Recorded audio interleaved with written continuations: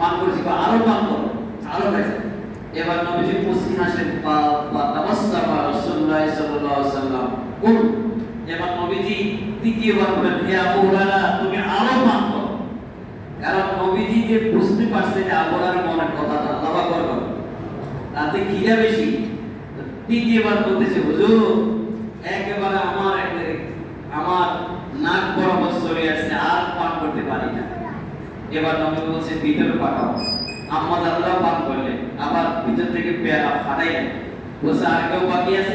কেউ নাই। এবার নবীজি নিজে একটা হাসি দিলেন, মুস্কি হাসি দিয়ে 3 ঢোকে পরিপূর্ণ দুধটা পান করে নিলেন। আল্লাহু আকবার। আমার নবীজির হুকুমের মধ্যে বরকত আছে কি নাই? মজা হাজির। নবীজি যেদিন মক্কা শরীফ থেকে মদিনা শরীফ যাচ্ছেন হিজরতের রাতে নবীজি বলছেন, হ্যাঁ আবু বকর খিদা তো পেয়েছে, কি করতাম? তো আসলে একটা বাড়ি দেখা যায়, তার বাড়ির সামনে গেলেন। তো যাওয়ার পরে দরজাতে নক করার পরে কে আপনারা? আমরা তো এখানে আসছি মুসাফির, আমাদের একটু খাবার দেন, আমরা মদিনা শরীফ মদিনা শরীফ যাব। তো আমাদের খাবার বলতে কিছুই নাই।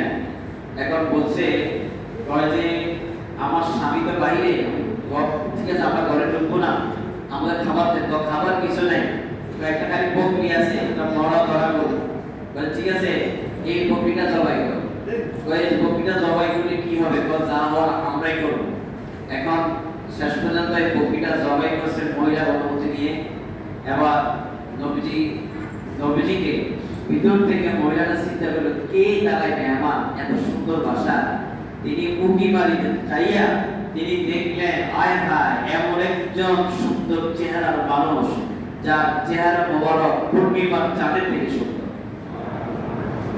নবীজি খাইলেন, সিদ্দিকা রাদিয়াল্লাহু খাইলেন। খাওয়ার পরে এবার ভিতর পাঠাই দিলেন। যাওয়ার পরে ওই মহিলা বলছে যে এক চামড়া পরিমাণ কমে নাই, যা ছিল গোটা বকরিটাই সবকিছু হয়ে গেল। আল্লাহু আকবার।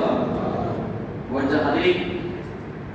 আমি বলবো এই কোরবানির জানোয়ারের যে গোশতটা, এটাকে গোশত বলবেন না, এটাকে তাবারক বলবেন। এটা কি করবেন? জোরে দাও। এটা তাবারক শব্দ ব্যবহার করবেন। এটার মধ্যে বরকত আছে। আপনার আত্মীয়-স্বজনকে দিলে বরকত কমে যাবে না। বরকত দেওয়ার মালিক কে? আত্মীয়-স্বজনকে দিবেন, ফকির মিসকিনকে দিয়ে দিবেন। আর এক ভাগ থাকবে, এই এক ভাগ নিজে খাবেন অথবা প্রিজার্ভ করে রাখবেন। এটা ফ্রিজে রাখানো নাজায়েজ না। অনেকে নাজায়েজ হতে হবে না, এটা নাজায়েজ বিষয় না। আপনি এটা গচ্ছিত রেখে এটা আপনি নিরাপদ হেফাজতে রেখে পরবর্তীতে সময় মতো খাইলে কোনো অসুবিধা নেই। যাই হোক, আপনারা এই কোরবানির ক্ষেত্রে খুব সতর্কতা অবলম্বন করবেন। আর বিশেষ করে কোরবানির চামড়াটা আপনারা ফকির মিসকিন ধরে দিনই প্রতিষ্ঠানে দান করবেন। আমাদের এই সাথীবর্তী মসজিদে